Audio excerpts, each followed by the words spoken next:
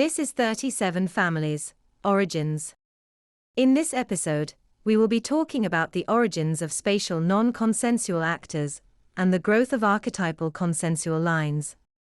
As indicated at the beginning of this podcast, 37 families, archetypal consensual lineal lines carry a portion corresponding to the verbalization of feelings in relation to a particular territorial fiefdom. Those fiefdoms can be of a physical territory, as per pure feudalism, or they can be of an intellectual kind. The areas which correspond to those intellectual fiefdoms are assured by application of an archetypal form to their offspring in early puberty. Thus, we can say that although archetypal consensual lines precede spatial non-consensual lines, it is spatial non-consensuality which creates them and sustains them. Let me explain what I mean by this. First, let's look at how the lineal lines grow their fiefdoms. This is accomplished by othering one of their offspring such that he is not provided an archetypal role pursuant to the fiefdom. As a consequence of this othering, the offspring exists within a dissonant consensuality, that is, a non-integrated state. In this state, they possess greater totipotency, a plastic nature. But, also, as a result of the othering, and the dissonant consensuality in which the offspring exists, they are expelled from the in-group, the archetypal consensuality, the fiefdom of the family. This may take the form of a literal expulsion, or a figurative one, if it is an intellectual fiefdom. Now, once expelled from the in-group, they begin to identify with the out-group, who has a contrary, or dialectical historical narrative, to the internal historical narrative of the conjoined consensuality of the fiefdoms. This identification leads to repartnering with a genetically unrelated lineal line of the 37 families. Since we know that only these families shape the conjoined consensuality, that is, maintain extant concurrent narratives of history. On the balance, this expelled individual becomes the spatial non-consensual actor within the new unrelated lineal line.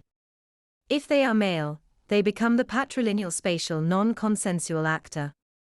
If they are female, they become the matrilineal spatial non-consensual actor.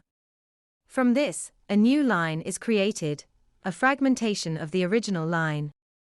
Thus, the fragmentation of the line, the process of othering, the occurrence of non-integration, the dissonant consensualities, are all part of the process of growing the line. But so too is it necessary for what was originally an archetypal consensual actor to become a spatial non-consensual actor within a new unrelated line.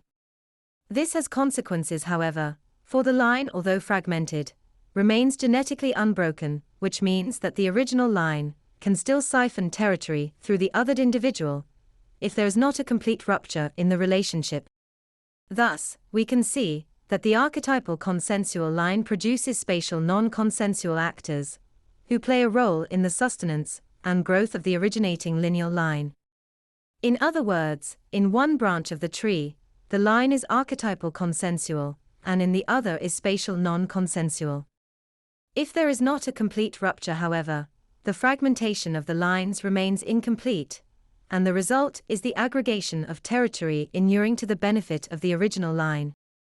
Thus, the othered individual must make a choice between attempting to create an entirely distinct branch of the lineal tree through a complete rupture, or remaining part of the originating in-group, subject to what is a dialectical historical narrative.